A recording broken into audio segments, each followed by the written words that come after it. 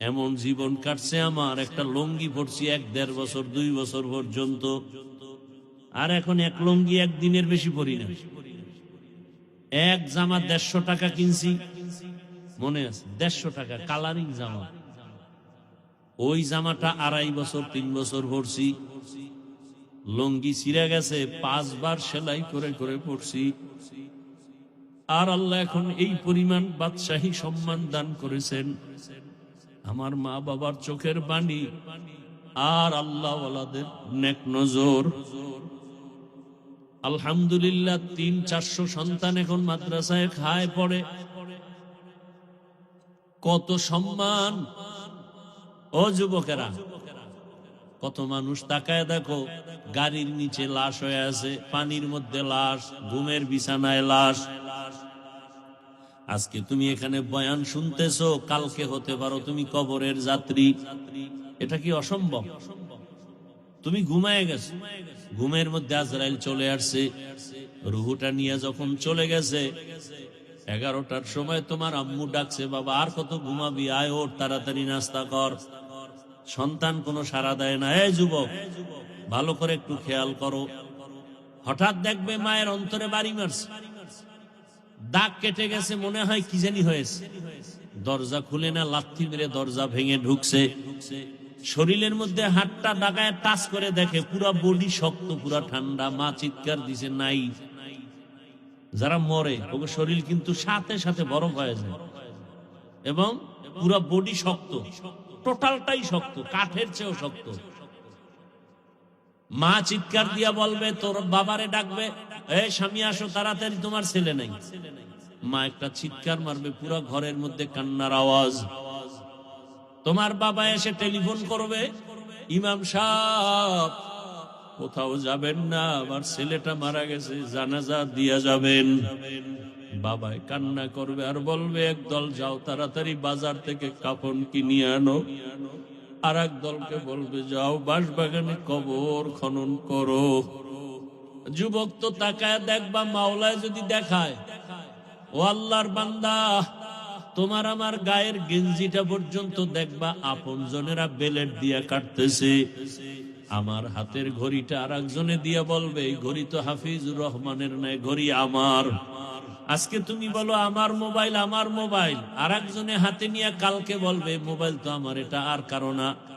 তোমার বন্ধুটা number delete করে বলবে বন্ধু নাই, মোবাইলে নাম্বার রেখেও লাভ নাই। তোমার মাও কাঁদবে, বাবাও কাঁদবে, আমার আম্মু বলে যে ডাকটা দিত, ওই ডাক তো আর এখন আর দিবে না।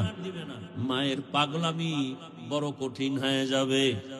ওদিকে কেউ কবর খনন করবে, কেউ গরম পানি করবে গোসল করাবার জন্য। বাড়ির পেছনে বাঁশ বাগানে কবর খনন চলছে, কেউ বা আবার গরম পানি করতেছে গোসল দেওয়াবার জন্য। তোমারে আমার এবার বিছানার থেকে টেনে টেনে নামাইয়া, গায়ের জামা কাপড় সব খুলিয়া, কিসের ঠান্ডার শীত, সবাই রাস্তার ঘর থেকে রাস্তায় নামায়া রাখবে। এইবার গোসল দিয়া সাদা কাফনে প্যাকেট বানাইয়া যখন খাটে উঠাবে, কাদের মধ্যে নিয়ে এবার জানাজার প্যান্ডেলে নিবে। জানালা দিয়া মা ডাকবে, আমার বাবারে কোথায় নাও?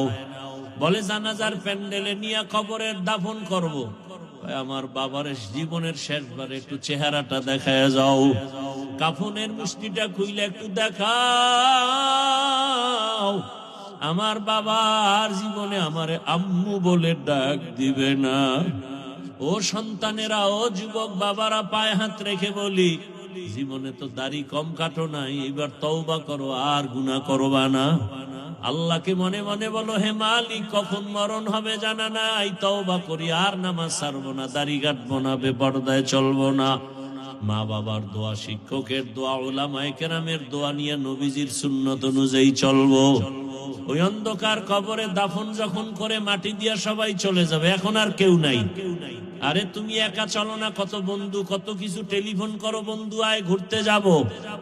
এখন তোমার কবরে ডানে বামে উপরে নিচে মাটি, তুমি একা, কেউ নাই। 2 জন ফেরেশতা আসবে প্রশ্ন করার জন্য, যদি নামাজ ছাড়া কবরে যাও, দাড়ি ছাড়া যাও। আমার আল্লাহ কুদরতের আওয়াজ দিয়া বলবে, ফেরেশতাই বেঈমানকে ধর। কবরটা জাহান্নামের আগুনে ভরে ফেল। এই নাফরমানের আমি আল্লাহ কম নিয়ামত দেই নাই, আমি আল্লাহ কত নিয়ামত দিছি, কিন্তু আমার হুকুম মতো চলে নাই, আমার কোরআন অনুযায়ী চলে নাই, ইসলাম মানে না, বরং বিরোধিতা করেছে। আল্লাহ বলবেন এখন ও কবরের মাটি, নাফরমান গুনাহগারের দুই দিক থেকে জোরে জোরে চাপ দাও। কবরের মাটি এমন জোরে চাপ দিবে পাজরের হাড় চুরমার হয়ে যাবে। ও যুবক, একটা বেতের বাড়ি সইতে পারো না, মশার কামড় সইতে পারো না, কবরের মাটির চাপ কেমন করে সহ্য করবা? আল্লাহর কাছে তওবা করো, মরিয়া গেল আর গুনাহ করবা না, মা বাবারে কষ্ট দিবা না, ওলামায়ে কেরামের দোয়া, শিক্ষকের দোয়া নিয়ে নবীর তরিকা মেনে চলবা। মা বোনেরাও তওবার নিয়ত যদি থাকে, যুবকেরাও যদি তওবার নিয়ত থাকে, মুনাফিকি যদি না থাকে, দুটো হাত আমার আল্লাহকে দেখায় দাও।